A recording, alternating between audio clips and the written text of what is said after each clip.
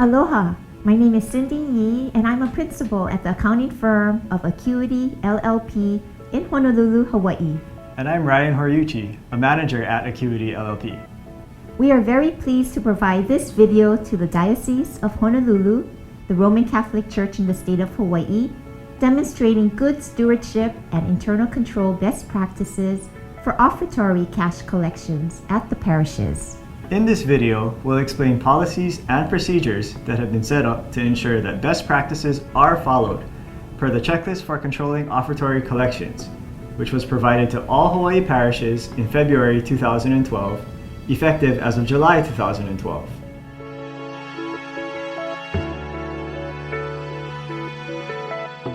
This is a sample of a tamper-evident bag that all parishes should use to store the offertory collections after each Mass. The bookkeeper or designated individual shall place these pre-numbered bags in the sacristy prior to the Mass. The bookkeeper or usher will label the bags with the Mass date and time before Mass begins and record the bag number within the appropriate section of the tamper-evident bag log. When the offertory collections are completed, or at the conclusion of the Mass, two unrelated ushers will place the collections into the pre-numbered bag.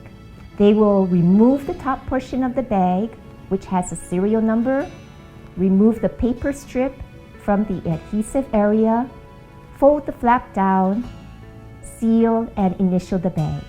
The ushers will attach the top portion of the bag to the tamper-evident bag log and will initial the log. If the collections are counted immediately following the Mass, two unrelated individuals shall escort the collections to the count room. If the collections are counted at a later time, two unrelated individuals shall place the sealed bag in the parish safe immediately following the Mass and proceed to initial the tamper-evident bag log, indicating their placement of the offertory collections in the parish safe.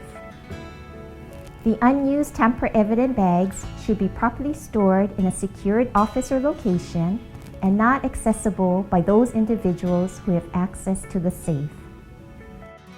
And now, Ryan will explain the policies and procedures related to retrieving, counting, and depositing the offertory collections.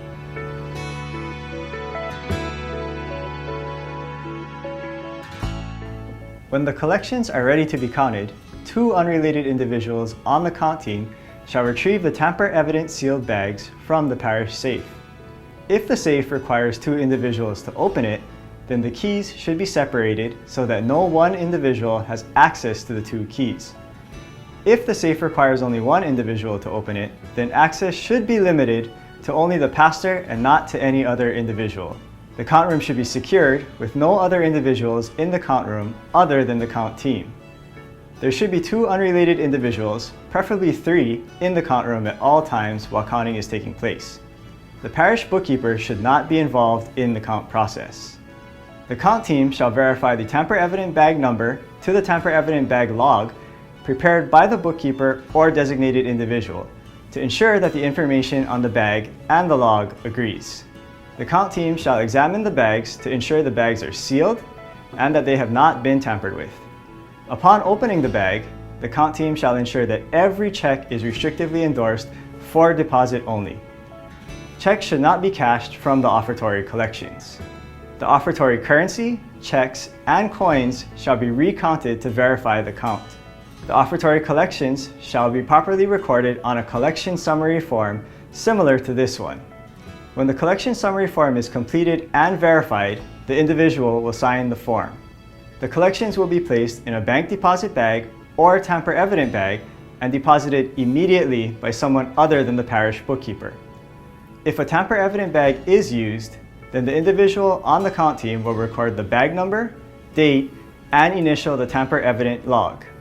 If the collections will be deposited the next business day, two unrelated individuals from the count team will place the deposit bag or tamper-evident bag into the parish safe. After the collections are deposited with a financial institution, the following procedures should be performed.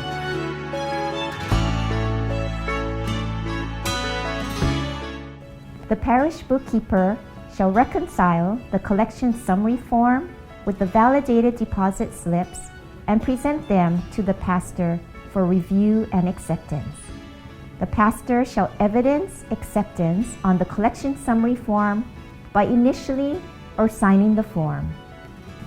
Thank you for your time and assistance to ensure your parish exemplifies proper internal controls and best practices over the offertory cash collections.